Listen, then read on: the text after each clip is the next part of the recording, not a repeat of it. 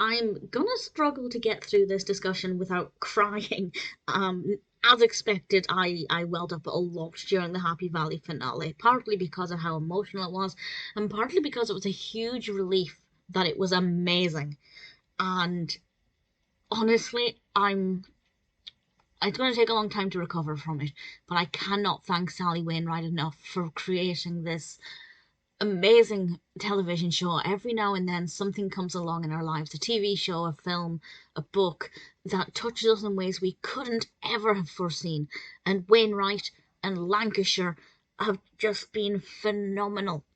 Needless to say, there will be spoilers, complete spoilers. I'm going to discuss what happens at the end and all the way through it. But if you've never seen Happy Valley and you've somehow landed on this discussion, please go back and watch the first series, watch the second, watch the third. Please share your thoughts. It's phenomenal, and I'm devastated it's over.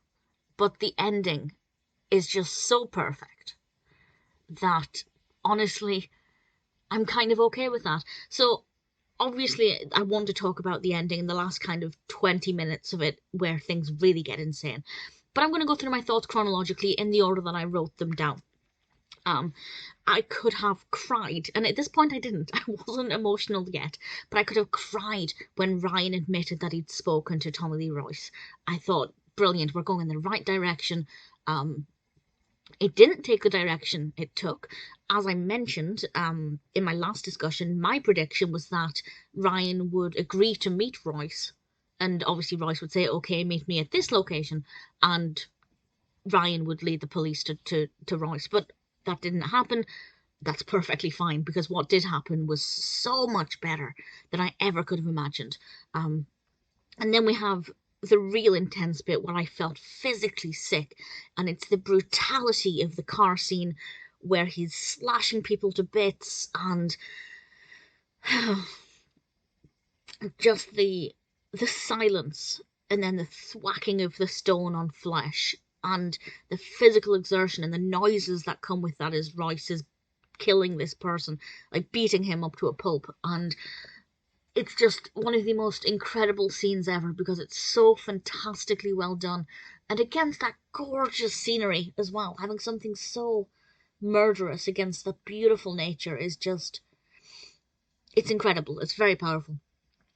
And then the cemetery scene where Catherine visits her daughter's grave was hauntingly beautiful. And this came directly off the back when Royce was lying on the grass hearing Ryan's voice, which was also kind of hauntingly beautiful as well in a weird way. And after that, I just thought, this is gorgeous. And then, oh boy. And then we get, for a couple of seconds, something even more chilling when we see Royce looking in the window, and Catherine is in the chair in front of the window, and just that image, my heart fell. I just thought, this is it. This is the end. And of course it wasn't, because we're only halfway through. I'm really glad that Ryan had a proper discussion with Catherine, and that Catherine went to see Clare and they made amends. Obviously, we weren't ever going to get hugging and profuse apologies and anything like that, because that's just not their style. But what happened was so delicate and so gentle in their own ways. And I think it was really important that Catherine made her peace with what Clare had done in this episode. And I just, by that point, as I am now, by that point, I was just a mess. And then we have the scene. The scene. Now, I will say, Catherine Cawood, you're an idiot for going inside your house when the window was broken, and it was pretty obvious who was going to be inside. Definitely not something that's advisable, but also I feel like something she had to do. And the confrontation was just,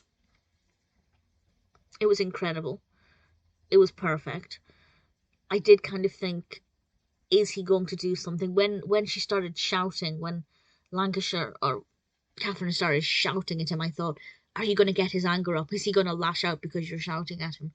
And obviously what he ended up doing to himself was just,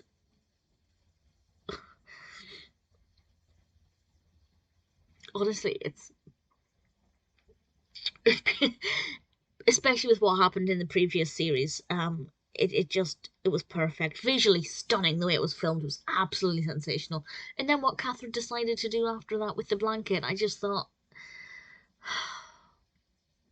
it was her instinct kicking in, and it was just the most beautiful thing ever.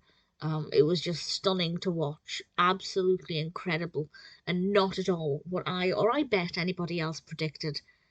Very, very moving. And the final scene, she's wearing bright colours. The sun is shining. There's a hint of a smile on her face. And then she gets the text message, and it's just, the cloud has lifted. And I can't believe it's over. It's gorgeous. I owe Sally Wainwright a lot, because this emotional journey has been one of the most incredible television experiences I've ever had. And she gave me the gift of Sarah Lancashire. I fell completely in love with Sarah Lancashire after watching the first series of Happy Valley. All of the performances were amazing. Everything was amazingly shot.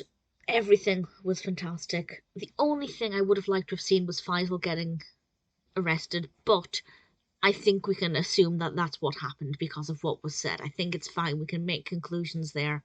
That's definitely going in the right direction. It's an incredible, incredible episode, an incredible series finale. I miss it already. But to have an ending that powerful and that beautiful, it's worth it. Absolutely perfection. I'm so incredibly grateful.